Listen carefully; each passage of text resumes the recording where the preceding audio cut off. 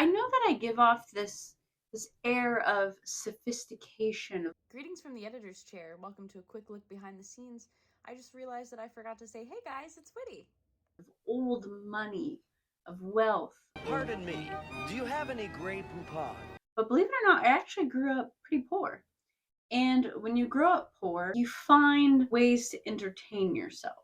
Play is such an integral part to our development, to us as children, and in our adult lives as well. When you're poor, you get creative. Just because you're not getting all the newest, latest, hottest toys doesn't mean that you don't have fun stuff to play with. And for me, really the pinnacle of awesome toys as a child were from yard sales, from the dollar store, and were from thrift shops.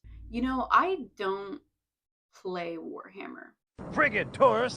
I've played Warcry, I've played Frostgrave, Necromunda, but I don't play these things regularly. For me, I'm interested in painting, I'm interested in the narrative, and I'm interested in building. When I get to play, that's very cool, but that's not what drives me. And I was thinking about it the other day, and I was like, the thing is, I'm not bringing a huge army to a local game store. I'm not painting anything for the Golden Demon right now. It made me think about the fact if I'm not beholden to any guidelines right now, then why am I putting myself in a box?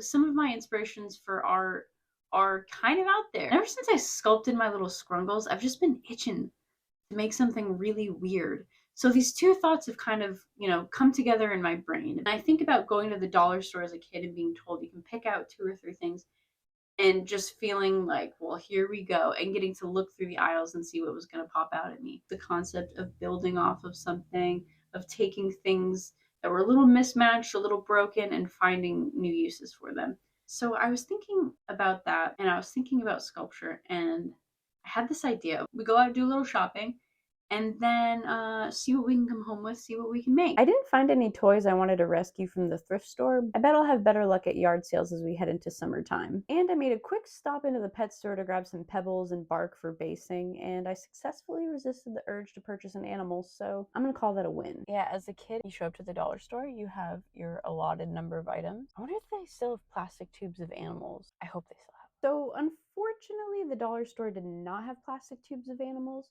but they did have some fun Barbie heads and these weird sort of Geiger-esque alien guys that I had never heard of.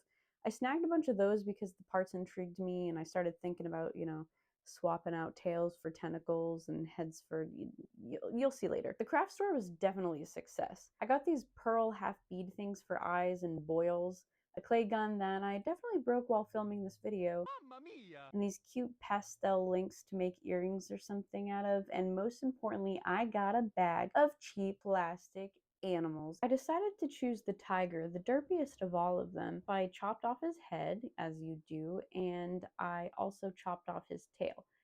His head I decided to replace with this thing that I believe goes, I think it's supposed to go in the back of the final faction guys, but I thought it could be this cool kind of expressionless horned face. And then tail tentacles are just awesome, so that's why I went with that. I used Milliput to help affix the new additions to the tiger, and then I also decided to make his shape just a little less typical. I decided to make him kind of lumpy and bumpy. It kind of gives this like monstrous quality where there are still things we recognize, but they're just not quite right. As I worked on this guy, making him just look weirder and weirder, I glanced over at the Barbie doll and decided to take her out of the box. I decided to cut the little spikes off her hairbrush and attach them to the tiger as some sort of quill type thing. And as I was doing that, I kept glancing over at the Barbie, and a vision started to form of a headdress and some sort of arachnid type woman, which then got me thinking on this nostalgia train about one of the first anime movies I ever saw was one called Wicked City,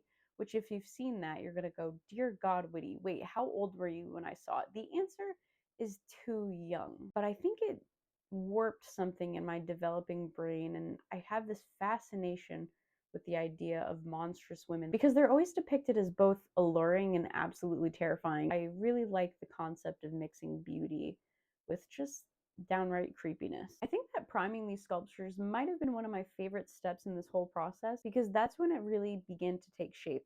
I really liked Barbie growing up. The family that lived upstairs in our apartment complex, they moved there from Australia. They were super nice. And they had a daughter who was, I think she must have been like 5 years older than me, which when you're a kid, that's like a lifetime. And I thought she was the absolute coolest. And she outgrew her Barbie dolls and she gave them to me, which was pretty amazing. They were definitely loved, they were used. She had cut their hair, she had drawn on them. I cut their hair, I drew on them more. But I was so fascinated by Barbie because she was perfect. She had long, straight blonde hair, which is all I ever wanted when I was a little girl. Aww. She did everything. She was a mom, she was a doctor, she was a pilot, she was a school teacher, she was an artist. But I don't know if I was envious of her or inspired by her. My guess is a little bit of both. Come on, Barbie, let's go party. After I got them all primed up and slapped them down with some contrast paint, I decided that I wanted to highlight my beast. And I decided to do that on stream, which turned into such a good time. We had really great conversations about how this beast might act and interact in its environment, and everybody also came up with some really good names for him. Throngler, Gormanbull, Ted, Durpledorf, a Grumble Snoot. He's the Grumble Snoot Throngler. That's true. I feel like Kitbash can mean so many things. This time, though, it meant I made a new friend. Thank you guys so much for watching my video. If you'd like to, I'd love to read in the comments about what kind of toys sparked your imagination as a child. The weirder, the better. And thank you guys so much, too, for coming along with me on this journey. I really am so into sculpture right now, and combining it with just this quest for nostalgia I'm on, it's been really great, and I feel like I'm only getting started. So thank you so much. And as always, don't forget that you are currently making the world a better place just by being you. It's like your superpower. So keep doing that. Bye, guys.